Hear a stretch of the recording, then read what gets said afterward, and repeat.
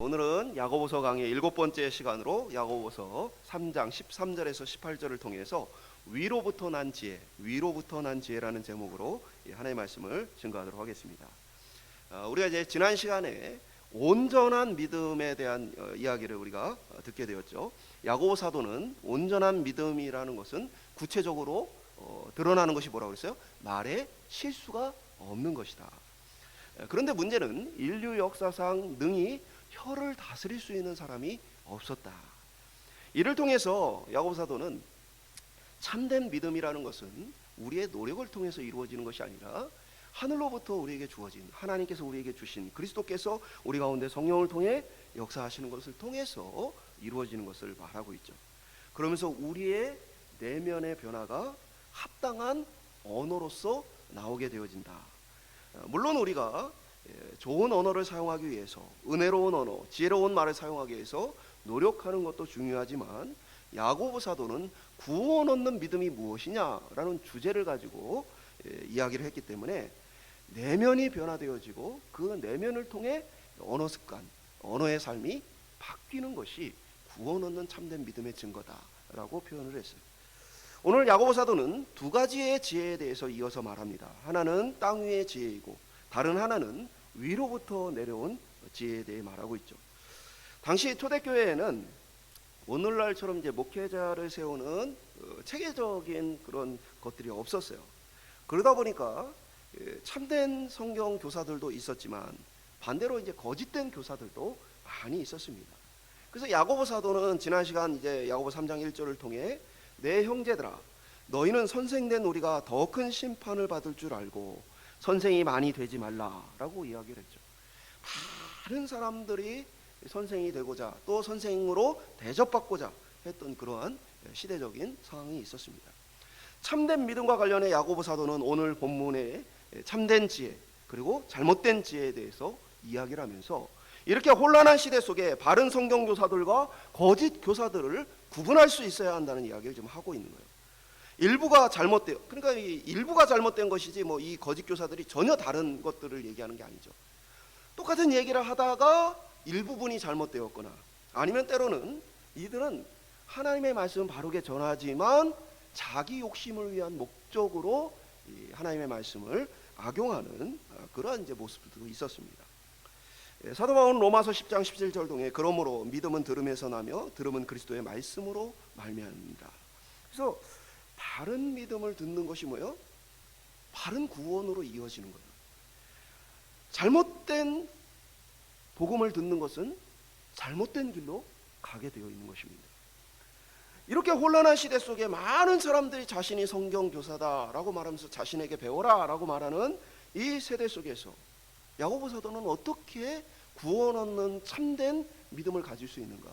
그것은 하늘로부터 온 참된 이 지혜를 들을 때 가능한 것이다 라는 이야기 사실 하고 있는 것이죠. 야고보 사도는 앞서 언급한 대로 참된 믿음은 참된 삶으로 나타난다는 원리를 따라서 하나님으로부터 온 지혜를 마귀로부터 온 지혜와 구분하게 되어집니다. 오늘날 우리 시대도 거짓 뉴스가 많죠. 그리고 거짓 복음도 많이 있습니다.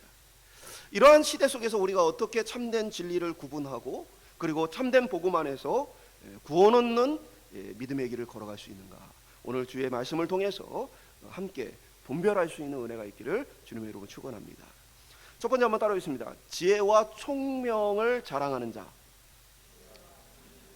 13절에 이 야고보 사도가 질문을 던지죠. 너희 중에 지혜와 총명이 있는 자가 누구냐? 정확히 얘기하면 이제 질문이라기보다는 책망이죠. 지난 시간에 말씀드린 대로 성경교사는 당시에 굉장히 높은 지위 또 많은 영향력을 가지고 존경을 받아왔어요. 그러다 보니까 많은 사람들이 이제 이런 성경교사가 되기를 원했던 것이죠. 사도 바울은 사도행전에 대해서 자기 자신을 이렇게 소개를 해요. 사도행전 22장 3절에 보면 나는 유대인으로 길리기아 다소에서 났고 이 성에서 자라 가말리엘의 문화에서 우리 조상들의 율법에 엄한 교훈을 받았고 오늘 너희 모든 사람처럼 하나님께 대하여 열심히 있는 자라. 그러니까 자기 자신을 소개할 때 뭐예요? 나는 여러 가지가 있지만 가말리엘의 문화에서 공부를 했다는 얘기를 하게 되어지죠. 그러니까 당시에 랍비, 율법 교사, 유대교의 율법 교사라는 것은 그냥 내가 율법을 많이 안다라고 해서 교사 되는 게 아니에요. 그러기 위해서는 좋은 스승, 율법 선생이란 좋은 스승 밑에서 교육을 받고, 그리고 그냥 되는 것이 아니라 나름대로의 어떤 충분한 소양을 갖추고 나면 공식적으로 율법 교사의 자격증을 부여를 하게 되어집니다.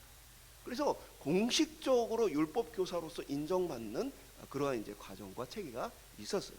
근데 문제는 뭐냐면 유대교의 경우에는 이제 오랜 시간에 거쳐서 누가 참된 율법 교사이냐라는 것들을 분별할 수 있는 나름대로 시스템을 갖고 있지만, 그러나 당시 초대교회는 이제 교회가 시작되었기 때문에 그러한 체계성을 전혀 갖지 않았다는 거예요. 그러다 보니까 많은 사람들 중에 내가 하나님의 말씀을 잘한다라고 나서는 자들도 사실 많이 있었다라는 것이죠. 그리고 충분히 그 사람이 하나님의 말씀을 제대로 알고 있는가를 검증되어지지 않은 상태에서 복음을 전하러 다니는 자들도 많이 있었습니다. 그러다 보니까 대표적으로 사도 바울은 오늘 우리에게 있어서 굉장히 뛰어난 성경 교사다, 하나님의 말씀을 잘 전하고 아는 자다라고 우리가 다 알고 있지만, 그럼에도 불구하고 초대교회는 오히려 사도 바울을 향해서 네가 무슨 사도냐, 네가 전하는 복음이 잘못되었다라고 지적하고 비난하는 사람들이 상당히 많았다는 거예요. 사도 바울은 그것으로 인해서 많은 고난을, 많은 어려움, 공격을 받게 되었습니다. 그러니까 지금 이 시대가 이 초대교회의 이 상황이 얼마나 이제 혼란스러운지를 알겠죠. 무엇이 참이냐, 무엇이 진리냐라는 부분에 있어서 거짓된 교사들이 너무나 많아서, 사도 바울의 서신서에도 보면은 계속 갈라디아서를 비롯해 많은 교회들이 거짓 교사들로 인해서 혼란을 겪는 모습들을 기록하고 있죠. 그러다 보니까 사람들 중에는 스스로 지혜 있다 자랑하며 내가 성경 교사다라고 주장하는 사람들이 많이 나타나는 거예요. 오늘날에도 이러한 사람들 많이 있죠. 학력을 위조한 목사들이나 정상적인 절차 없이 목회를 하는 사람들도 많이 있습니다. 스스로 선교사다, 예언자다라고 주장하는 사람들도 많이 있고, 심지어 오늘날에는 내가 하나님이다, 그리스도다, 성령이다라고 주장하는 사람들까지도 넘쳐나는 시대를 우리가 살고 있습니다. 이들이 얘기하는 건요, 성경을 떠나서 전혀 다른 이야기를 하는 게 아닙니다. 이들은 성경을 말하고 복음에 대해서 이야기를 합니다. 그래서 많은 사람들이 그들이 하는 말에 속게 되어지는 것이죠.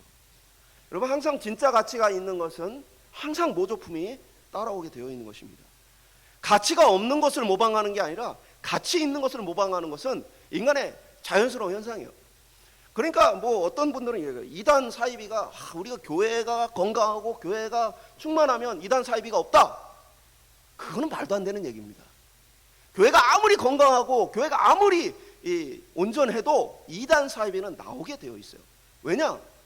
참된 것과 가치 있는 것에는 항상 모조품과 모방품이 나오는 것이 정상이기 때문에 그래요. 예수님께서는 마가복음 13장 5절과 6절을 통해서 이렇게 말씀하십니다. 예수께서 이르시되 너희가 사람의 미혹을 받지 않도록 주의하라. 많은 사람이 내 이름으로 와서 내가 그라하여 많은 사람을 미혹하리라. 그러니까 예수님께서도 뭐예요? 자기 자신을 모방한 자들이 많이 나올 것이다. 많은 사람들이 너희를 속여서 잘못된 길로 인도해 갈 것이다. 그러니까 미혹에 빠지지 않도록 주의해라 라는 이야기를 하셨죠. 사도 요한은 요한일서 4장 3절을 통해 예수를 시인하지 아니하는 영마다 하나님께 속한 것이 아니니 이것이 곧 적그리스도의 영이니라. 오리라 한 말을 너희가 들었거니와 지금 벌써 세상에 있느니라. 그러니까 사도 요한이 예수님께 돌아가신 지 얼마 안 된 상황이죠. 사도 요한이 살아가던 그 시대에 이미 뭐요? 적그리스도가 나오고 많은 이 잘못된 거짓 교사들이, 선지자들이 나왔다는 것이죠. 그래서 사도 요한은 요한일서 4장 1절을 통해 사랑하는 자들아 영을 다 믿지 말고 오직 영들이 하나님께 속하였나 분별하라. 많은 거짓 선지자가 세상에 나왔습니다. 그러니까 영을 분별해야 한다는 얘기를 하고 있어요. 근데 영을 분별한다라고 말하면 많은 사람들이 어떤 신비주의적인 자꾸 생각을 가져요. 그래서 딱 보고 통찰력을 가지고 또는 어떤 초자연적인 어떤 능력을 가지고 이건 귀신, 이거는 하나님께로부터 온 영, 이렇게 생각하는 것은 철저히 오산입니다. 성경이 영 분별에서 말하고 있는 특별한 구절들은 고린도전서 2장을 통해서 사도 바울이 영 분별에 대해서 이야기를 하고 요한일서를 통해서, 이 4장을 통해서 사도 요한이 영분별에 대해서 얘기를 해요. 그리고 오늘 본문인 야고보서에서도 뭐요? 하늘로부터 온 지혜와 마귀로부터 온 지혜를 구별하는 영분별에 대한 이야기를 지금 하고 있죠. 근데 이 분별의 방식은 그런 식으로 딱 어떤 뭐 통찰력을 가지고 또는 어떤 신비적인 능력을 가지고 영을 분별하는 그런 얘기를 하고 있지 않아요. 이 모든 말씀은 겉으로 드러나는 것들을 통해 영을 분별하라라고 말하고 있죠. 그렇다면 어떻게 영 분별을 해야 하는가? 어떻게 참된 복음과 참된 지혜를 우리가 분별할 수 있는가? 오늘 야고보서의 말씀을 통해서 우리가 함께 살펴보고자 합니다. 두 번째 한번 따라 보겠습니다. 땅에서 나온 지혜. 먼저 거짓된 지혜, 거짓된 복음이 무엇이냐에 대해서 야고보 사도가 이야기를 합니다. 정확히 말하면 거짓된 복음을 전하는 자를 어떻게 구분할 수 있는가라는 부분을 이제 이야기하고 있어요. 야고보서 3장 14절에 16절은 그러나 너희 마음속에 독한 시기와 다툼이 있으면 자랑하지 말라. 진리를 거슬러 거짓말하지 말라. 이러한 자는 위로부터 내려온 것이 아니요 땅 위의 것이요 정욕의 것이요 귀신의 것이니 시기와 다툼이 있는 곳에는 혼란과 모든 악한 일이 있음이라. 거짓된 복음의 특징, 거짓된 선지자의 특징, 거짓 교사의 특징이 뭐냐? 그 마음속에 독한 시기와 다툼이 있다. 독한 시기라는 이 말을 이제 우리가 좀 성경을 그냥 직역해서 번역하면 강렬한 열망을 얘기하는 거예요. 강렬한 열망. 그래서 오늘날 뭐 우리의 표현으로 얘기하면은 뭐 아주 강렬한 야망이라고 표현할 수 있겠죠. 이들이 복음을 전하고 사람들에게 말씀을 가르치는 동기가 뭐냐면 자기 자신을 나타내고자 하는 것에 목적을 가져요. 자신의 업적을 세우고 싶어하고 그것을 통해 칭찬을 듣기를 원하고 자기가 높아지는 것이 이 사람이 이 일을 하는 동기예요. 우리는 자기 자신만이 하나님의 말씀을 잘 알고 있다고 주장하는 이러한 사람들을 경계해야 하죠. 그것은 성경적인 지혜가 아니죠. 그러한 교만은 하나님의 진리를 전하는 바른 태도가 아니고 그러한 잘못된 태도를 가진 이유는 그 중심에 예수 그리스도가 아니고 뭐예요? 자기 자신이 있기 때문이에요. 그래서 자기 자신을 높이기 위해서 다른 이들을 깎아내리고 다른 이들에게는 잘못되었고 오직 자신만이 바른 것을 전한다라고 주장하게 되어진 거죠. 이것은 완전히 성경에서 벗어난 태도예요. 만약에 예수 그리스도가 우리 중심에 계시다면 우리는 뭐예요? 우리의 죄인됨을 깨닫고 우리 지혜의 한계를 고백하며 주의 도우심을 겸손히 바라보게 되어 있어요. 그런데 내가 뭘 좀 안다, 나를 통해서 뭔가를 해야 된다라고 말하는 순간 그 사람은 이미 뭐예요? 그 중심에 예수 그리스도가 아니고 자기 자신으로 가득 차 있구나, 하나님의 사람이 아니고 마귀에게 붙들려 있구나 라고 분별할 수 있는 거예요. 그래서 자기 자신만이 뭔가를 알고 있고 자기 자신만이 뛰어나고 자신을 통해서 뭐를 한다라고 주장하는 사람들에 대해서는 우리가 하나님의 사람이 아니구나 이렇게 분별할 수 있다는 거예요. 그러나 이제 우리가 바르게 하나님을 쫓아가는 중에도 뭐예요? 우리 안에서 우리가 죄인이고 연약하기 때문에 그러한 부족함이 나타날 수 있어요. 잘못된 열정은 한편으로는 좋은 결과를 낼 수 있죠. 교회를 기업처럼 운영하는 사람들이 있죠. 그래서 뭐 부교육자들이나 성도들을 경쟁시켜요. 그래서 경쟁을 통해서 누군가를 높여주고 누군가를 쳐내고 누군가를 쫓아내고 누군가를 세워줌으로써 성도들을 경쟁시켜서 좋은 성과를 내는 그러한 교회들이 있죠. 그러나 그것을 정말 교회라고 할 수 있는가? 심각하게 고민해 봐야 됩니다. 제가 이제 담임 목사로 부임하기 전에 몇몇 이제 목사님을 만나서 대화하는 시간을 가졌어요. 그때 이제 한 큰 교회를 담임 목회를 하다가 그 교회에서 나와서 작은 교회를 개척한 목사님과 대화를 나눴습니다. 그분은 아주 솔직하게 저에게 이야기해 줬어요. 개척을 하고는 열심히 성도들과 매주 전도를 했다. 학교 앞에서 또 사람들이 많이 다니는 길거리에서 이것도 해보고 저것도 해보고 정말 열심히 전도를 했는데 시간이 지나고 나서 내 마음속에 무엇이 있는지를 알았는데 그것은 작은 교회를 개척한 내가 빨리 성도가 많아지기를 바라는 마음, 정확히는 성공하고 싶은 열망이었다. 그래서 자신의 잘못된 열망으로 말미암아 성도들에게 전도하라고 강요하고 그들을 괴롭히게 되었다라고 얘기했어요. 전도하는 것이 잘못은 아니죠. 또 그분이 잘못된 어떤 사이비 복음을 전한 것도 아니에요. 그런데 하나님 앞에 자신의 동기를 비추어 봤을 때 뭐예요? 하나님께로 온 마음이 아니다 라는 것도 인정하는 것이죠. 예수의 복음을 전하는 것은 사실이지만 그 복음은 예수를 위한 복음이 아니라 자기 자신을 위한 복음이라는 것이죠. 이기적인 야망은 오직 자신만을 위해 살고자 하는 죄예요. 그리고 그 독한 시기가, 그 잘못된 열정은 그 결과로서 다툼을 일으키게 되어지죠. 이러한 잘못된 열심은 나 중심이기 때문에 다른 사람들을 거부를 합니다. 나를 중심으로 나를 따르는 사람을 만들려고 하죠. 그래서 항상 다른 사람과의 관계에 있어서 자꾸 문제가 발생하게 되어 있어요. 다툼이라고 표현했지만 원어를 그냥 직역한다면 비열한 이기심이죠. 비열한 이기심을 갖게 되어지는 거예요. 우리는 이기고 싶어하고 자리에 앉고 싶어하고 인정받고 싶어하고 스스로 하고 있는 일 좋은 성과를 내고 그것에 대해서 만족하고 싶은 마음이 있어요. 그러나 그것이 강렬하면 강렬할수록 그것은 바른 복음의 지혜가 아니라는 거예요. 하나님으로부터 온 것이 아니라는 사실이에요. 16절에 이것이 혼란과 모든 악한 일로 나타난다. 그러니까 이제 앞서 이야기한 것은 복음을 전하는 자의 내면, 성경을 가르치는 자의 내면에 대한 이야기를 했다면 이어서 그 내면이 뭐예요? 이 야고보서 사도가 항상 말하는 이 논리가 그거죠. 마음속에 있는 것이 또 본질적으로 있는 것이 겉으로 드러나고 나타나게 되어진다는 얘기를 하잖아요. 그러니까 마찬가지로 그러한 마음속에 이 잘못된 열정과 비열한 이기심이 있는 자들은 뭐냐? 결과로서 나타나는, 외적으로 나타나게 되어진다는, 그게 뭐예요? 혼란과 악한 일이라는 것이죠. 서로 당을 지어 싸우고 자기 편을 만들고자 다른 사람을 험담하고 때로는 함께 힘써야 할 일에 참여하지 않으로써 방해를 놓고 그것으로 인해서 갈등과 괴로움이 생겨나게 되어진다. 여러분 이제 미국에서 이제 이 신앙생활을 그만두는 젊은이들에게 왜 교회를 그만두냐? 1위가 뭔지 아세요? 당 짓는 것. 교회 안에 자기를 따르는 자들을 만드는 자들을 통해서 교회가 막 이 여러 갈래로 나눠지는 그 모습을 볼 때 교회를 떠나는 거다. 그러니까 이파 저파가 있어요. 이 사람을 좋아하는 사람이 있고 저 사람을 좋아하는 사람이 있어요. 그러면서 교회가 그 모습을 볼 때 젊은이들이 교회를 떠난다는 거예요. 야고보 사도는 이러한 부분에 있어서 두 가지를 말하는데, 하나는 내면을 통해 참과 거짓을 구분할 수 있고, 두 번째는 뭐예요? 겉으로 드러나는 결과를 통해 참과 거짓을 구분할 수 있다. 우리 마음에 참된 동기는 우리가 스스로 돌아봐야 하죠. 그런데 뭐냐면 우리는 죄인이기 때문에 뭐예요? 죄를 자꾸 감추려고 해요. 사실을 자꾸 죄를 감추려고 하니까 수많은 포장지로 쌓여있는 그 내면의 진실을 잘 발견하기가 어렵습니다.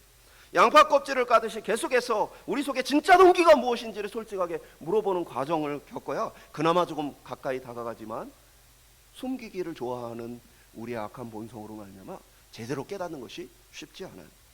그렇기 때문에 우리는 성령의 절실한 도우심이 필요한 거예요. 네 마음속에 이것이 있구나, 이 악한 것이 너로 하여금 그렇게 하고 있구나 라는 것들을 깨닫게 하시는 성령의 도우심이 절실히 필요한 것이죠. 그리고 이러한 일들은 또 뭐야? 자연스럽게 외적 결과로 나타나기 때문에 어떤 사람이 가면 그것에 평화가 임하고 어떤 사람이 가면 그냥 분쟁이 일어나요. 제가 이제 이 경험적으로 교회의 새로운 성도들 중에 이야기를 나눠보면 다녔던 교회가 너무 분쟁이 많아서 왔습니다 하는 분들의 상당수는 그분이 분쟁을 일으켜요. 뭐냐면 자기는 분쟁이 싫어서 왔다고 그러는데 그 삶의 태도에 분쟁적인 태도가 가득해요. 그래서 그 사람이 가면 그 교회가 분쟁이 일어나는 거예요. 그러고는 자기는 분쟁이 싫어서 딴 교회를 간다고 얘기하는 분들이 많이 있어요. 여러분, 어떤 사람이 가면요, 그 사람이 가는 그곳에 항상 평화가 임해요. 그 사람으로 인해서 관계가 좋아지고 그 사람으로 인해서 서로 사랑하게 되어지는 분위기가 형성돼요. 근데 어떤 사람이 가면 그곳에 가면 날마다 다툼과 분쟁과 갈등이 일어나요.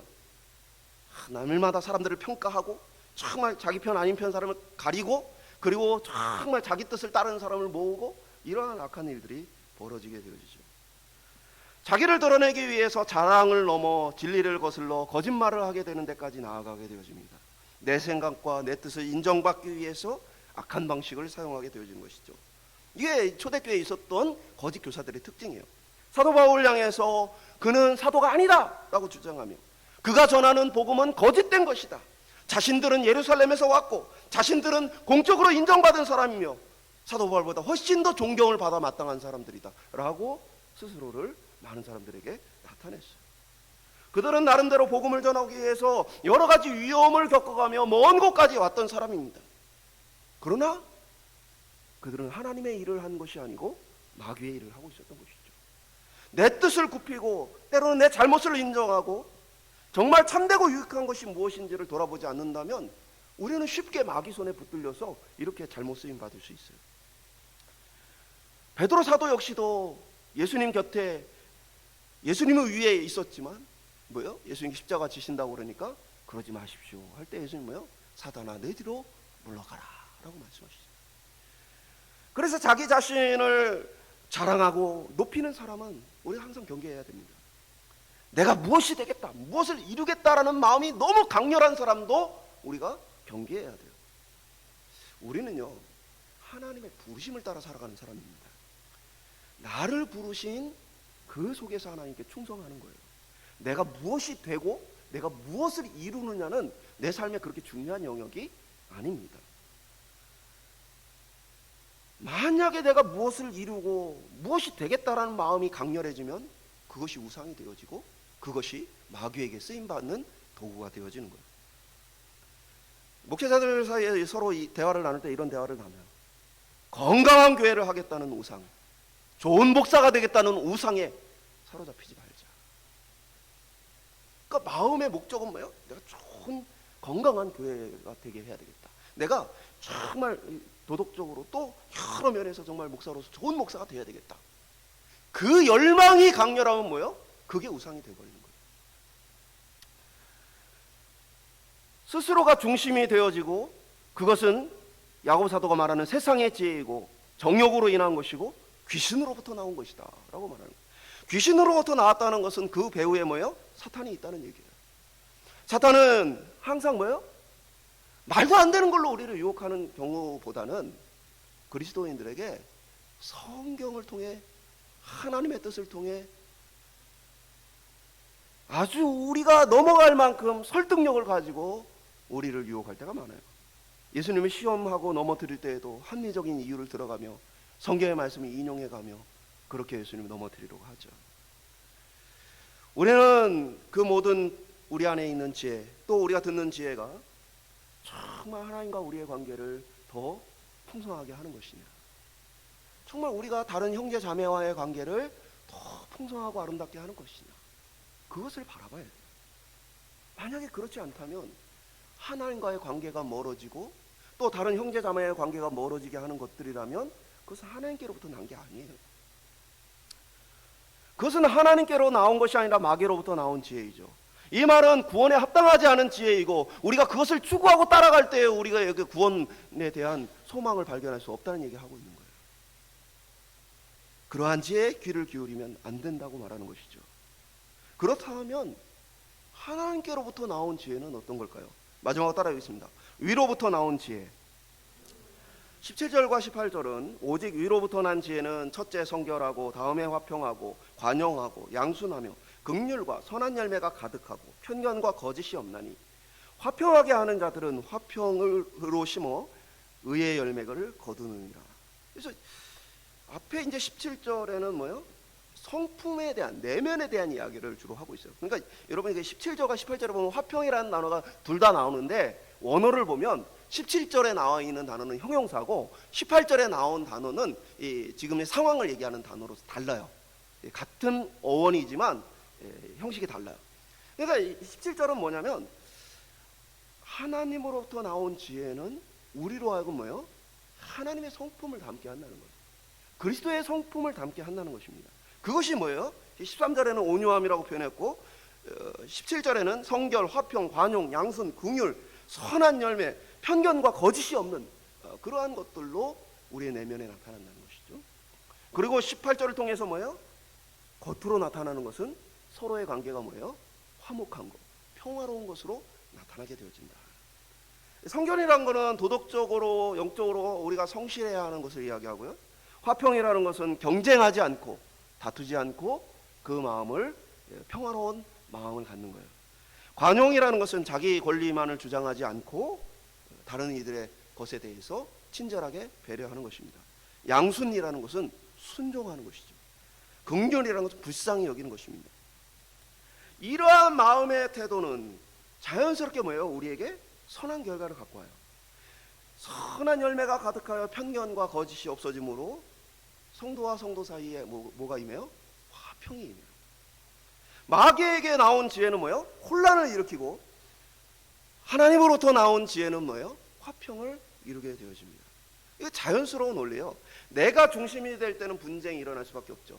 왜냐하면 그 중심이 다 달라요. 나는 여기에 중심이 있고 다른 사람은 자기가 중심이고, 서로 다른 중심들이 뭐예요? 혼란과 분쟁을 일으키게 되어 있어요. 그러나 예수 그리스도께서 중심이 되어 주시면 그 그리스도를 중심으로 뭐예요? 우리가 하나가 되어지고 화평하게 되어지는 것은 자연스러운 일입니다. 그러므로 야고보 사도는 이 분별력을 가지고 우리 안에 있는 생각이나 아니면 우리에게 와서 자신이 성경교사다, 자신이 말씀을 가르치는 그러한 선지자다라고 말하는 자들에 대해서 이 기준을 가지고 분별하면서 우리로 하여금 위로부터 나온 지혜를 추구해야 한다는 이야기를 하고 있는 것입니다. 앞서 말한 것처럼 사람이 뭐예요? 혀를 제어하는 것은 인류 역사에서 실패한 일이에요.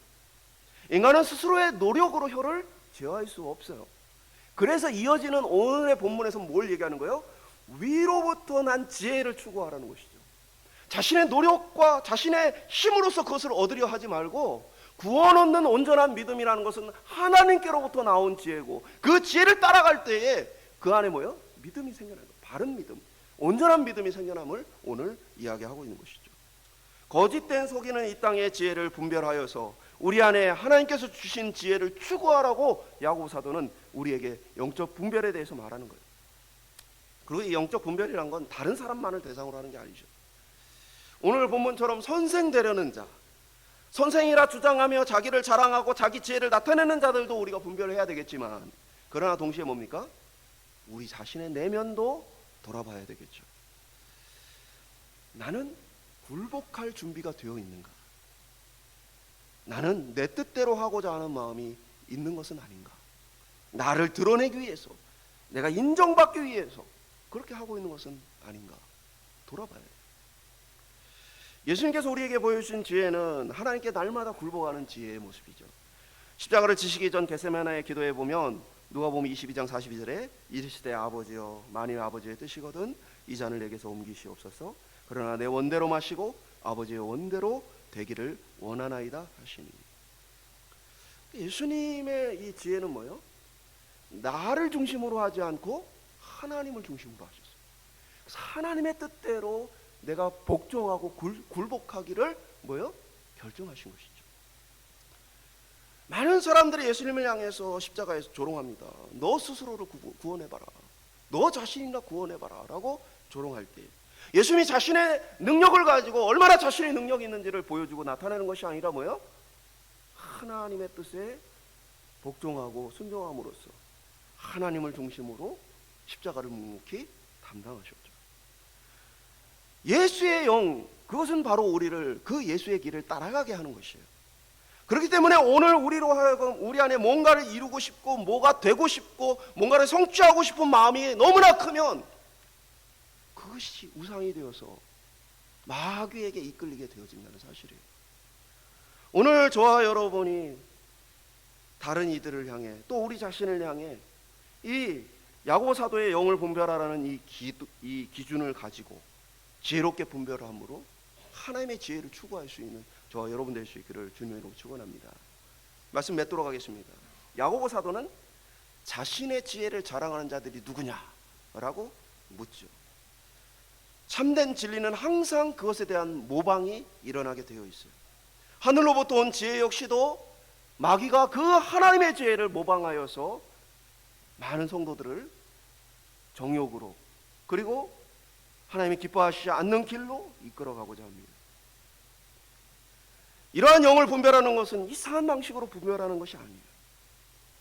내면의 참된 동기를 돌아보고 그리고 외적으로 맺혀지는 그 열매를 통해서 나타나게 되어지는 것이죠.